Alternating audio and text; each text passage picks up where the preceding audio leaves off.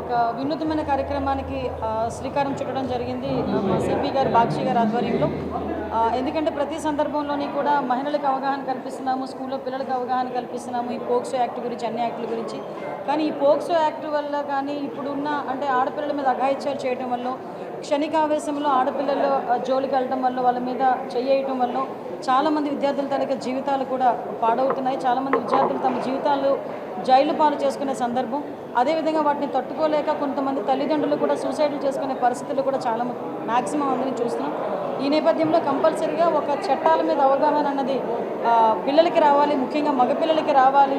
వాళ్ళకి కూడా వాళ్ళ భవిష్యత్తు మీద ఆశలు చిగురించాలి, వాళ్ళ భవిష్యత్తుకు ఒక భరోసా కల్పించాలనే ఉద్దేశంతో ఈరోజు ఈ కార్యక్రమాన్ని కూడా తీసుకోవడం జరిగింది.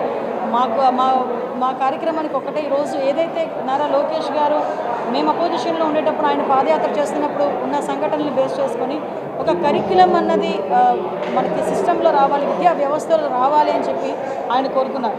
ఎందుకనంటే చాలామంది చిన్నపిల్లలు అంటే ఆడపిల్లల్ని గౌరవించే పరిస్థితుల్లో కానీ, ఆడపిల్లల మీద అఘాయిత్యాలు చేసేటప్పుడు కానీ వీటన్నిటికీ కూడా ఒక తల్లిని చెల్లిని ఎలాగా గౌరవించుకోవాలి, ఒక మహిళని ఎలా గౌరవించుకోవాలన్న తత్వం డెఫినెట్గా చిన్నపిల్ల స్థాయి నుంచి కూడా రావాలి అని ఒక మంచి ఉద్దేశంతో ఆ రోజు లోకేష్ గారు తీసుకున్న నిర్ణయం. ఈరోజు దానికి అనుగుణంగా ఈరోజు మేము విశాఖపట్నంలో స్టార్ట్ చేసాం. ఈరోజు అందుకే వైస్ ఛాన్సలర్ గారిని కూడా ఇక్కడికి రప్పించడం జరిగింది, ఒక ఇంటలెక్చువల్ కూడా రప్పించడం జరిగింది. వీళ్ళ తాలూకా ఆలోచన తీరుతో, అదేవిధంగా వీళ్ళ తాలూకా సహాయ సహకారాలతో ఒక సైకాలజీకి సంబంధించిన అంశాలతో కూడిన ఒక కరిక్యులంని తయారు చేసి రాబోయే కాలంలో కూడా గౌరవ నారా లోకేష్ గారి చేతుల మీదుగా అది కూడా ఏర్పాటు చేయాలి అన్నది మా ఉద్దేశం. అదేవిధంగా స్వీయ క్రమశిక్షణ అన్నది, ప్రజాహితం అన్నది ఒక స్లోగన్గా కూడా తీసుకొని రాబోయే కాలంలో ఈ రోజుకి మేము ఏదో క్రైమ్ ఆపేయగలమో ఆపేస్తామని మేము చెప్పట్లేదండి. ఈ కరిక్యులం వల్ల further one of the day కంపల్సరీగా అది ఆగుతుంది, ఎంతో తగ్గుతుంది అన్న ఆలోచన అయితే మా అందరికీ కూడా ఉండాలి. దానికి తల్లిదండ్రుల దగ్గర నుంచి ప్రతి ఒక్కరు కూడా సహకరించాలి. ఈరోజు జరుగుతున్న అఘాయిత్యాలు చాలామందికి ఇప్పుడు పోక్సో చట్టం మీద చాలామందికి అవగాహన ఉండట్లేదు. వీళ్ళేదో మొన్న సినిమా వచ్చిన తర్వాత సినిమా చూస్తున్నారు, సినిమాగా చూసి పక్కన పెట్టడం కాదు, ఇది మన లైఫ్లో జరిగితే మన పెయిన్ ఎలా ఉంటుంది అన్నది కూడా ఆ పిల్లలకి తెలియాలి. అదేవిధంగా పోక్సో చట్టాలకు సంబంధించి ఈరోజు మేము చేసుకున్న అనాలిసిస్ని బట్టి చూసుకుంటే అరౌండ్ 59% పోక్సో కేసెస్లోని చాలామంది ఇబ్బందులు పడుతున్న యువకుల్లో 19 సంవత్సరాల నుంచి 25 సంవత్సరాల లోపు ఉన్న వాళ్ళు 59% ఉన్నారు. అదేవిధంగా చిన్నపిల్లలు వాళ్ళు కూడా మైనర్లు, అబ్బాయిలు కూడా మైనర్లు ఉన్న వాళ్ళు అరౌండ్ 20% ఉన్నారు. అది టెక్నికల్గా జరుగుతుందా, నాన్ టెక్నికల్గా జరుగుతుందా అన్నది పక్కన పెడితే, అది నిజంగా అమ్మాయి అంటే 16 సంవత్సరాలు 15 సంవత్సరాల అమ్మాయి ఏదో లవ్ ఆ బేస్ మీద వెళ్ళినా కూడా అమ్మాయి మీద సెక్షువల్ అసాల్ట్ జరిగితే డెఫినెట్గా పోక్సో కేసు అనేది రిఫ్లెక్ట్ అవుతుంది.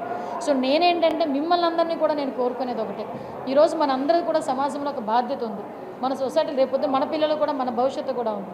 డెఫినెట్గా ఈ చట్టాల మీద అవగాహన పత్రికా సోదరుల ద్వారా కూడా ప్రతి పిల్లలకి కూడా చేరవేయాలని, ప్రతి తల్లిదండ్రులు కూడా చేరవేయాలని కోరుకుంటున్నాను. ఈరోజు చాలామంది ఏమనుకుంటారంటే ఎప్పుడో కోర్టులో పడతాయి, కోర్టులు ఎప్పుడో తేలుస్తాయి, మాకెందుకులే శిక్షలు పడతాయి, అప్పటికి ఎవరికి తెలిసిలా అన్న ఫీలింగ్లో చాలామంది ఉండేవారు.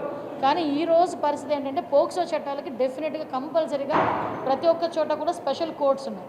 ఇమీడియట్గా జడ్జెస్ అందరూ కూడా చాలా తొందరగా కూడా కన్విక్షన్ ఇస్తున్నారు.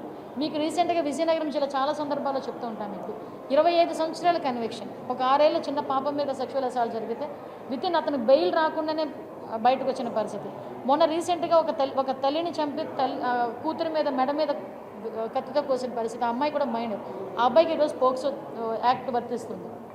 సో ఇలాంటి సిచ్యువేషన్స్ ఆఖరికి ఈరోజు నేను ఈ మీటింగ్కి రావడానికి కొంత నేను స్టడీ చేస్తే ఆ 18 years లోపు పిల్లలు కనీసం ఆ వీడియోస్ ఏదో పోర్నోగ్రఫీ సంబంధించిన వీడియోస్ కూడా డౌన్లోడ్ చేసినా కూడా ఐటీ 67B ప్రకారం అది కూడా తప్పే. సో ఇంత చట్టాలు ఉన్నాయి, ఈ చట్టాలన్నిటికీ కూడా అవగాహన ముందు మగపిల్లలకు కూడా రావాలి అన్న ఉద్దేశంతో ఈరోజు మేము ఇనిషియేషన్ తీసుకున్నామండి. దీనికి మంచి స్పందన వచ్చింది. మీరందరూ కూడా సహకరించండి. తల్లిదండ్రులు అదేవిధంగా అందరికీ కూడా అవగాహన కలగాలని మనస్ఫూర్తిగా అంటే నేను మీకు చెప్తున్నానండి. అంటే కొంత క్షణికావేశం అండి. ఇప్పుడు ఎవరో ఒక అబ్బాయి ఉంటాడు, నేను ఒక అబ్బాయి, నాకు కొడుకున్నాడు, ఎలా ఉంటుందంటే అరే హీరోయిజం అనుకుంటారు, అరే నువ్వు ఆ అమ్మాయి ఏదో సంథింగ్ ఆ టైంలోని వాళ్ళు చేసే ఒక చిన్న క్షణికావేశంలో ఆ అమ్మాయి కాదన్నదనో లేకపోతే ఆ అమ్మాయి రిజెక్ట్ చేసిందనో ఏదో ఒక సందర్భంలో అమ్మాయి మీద కసి తీర్చుకునే పొజిషన్స్ వచ్చేస్తున్నాయి. అరే ఆ ఒక్క క్షణం నువ్వు పక్కన పెట్టి మంచి తీరులో ఆలోచన చేసుకుంటే నీ భవిష్యత్తు ఎలా ఉంటుంది, అదర్వైజ్ నువ్వు ఇంచుమించు 25 సంవత్సరాలు 30 సంవత్సరాలు జైలుకి కన్ఫైన్ అయిపోవాల్సిన పరిస్థితి వస్తుంది. ఇందులో మనం అబ్జర్వ్ చేసుకుంటే అమ్మాయిలు ఎంత బాధపడుతున్నారో అబ్బాయిల తాలూకు తల్లిదండ్రులు అబ్బాయిల తాలూకు జీవితాలు కూడా అంతే నాశనం అవుతున్నాయి. సో ఇది రెండు కూడా బ్యాలెన్స్ చేయాలని ఒకే ఒక కాన్సెప్ట్తో మేము ఈరోజు తీసుకోవడం జరిగిందండి. దీనికి మీరందరూ కూడా సహకరించినందుకు థ్యాంక్ యూ సో మచ్. చేస్తాం రాష్ట్ర వ్యాప్తంగా అన్ని జిల్లాల్లోని కూడా మా పోలీస్ డిపార్ట్మెంట్ వాళ్ళు అవగాహన కల్పిస్తాము. అదేవిధంగా స్టేట్ లెవెల్లో కూడా గౌరవ నారా లోకేష్ గారితో కూడా ఒక మ్యాసివ్ ప్రోగ్రామ్ కూడా చేయడానికి ఆలోచన.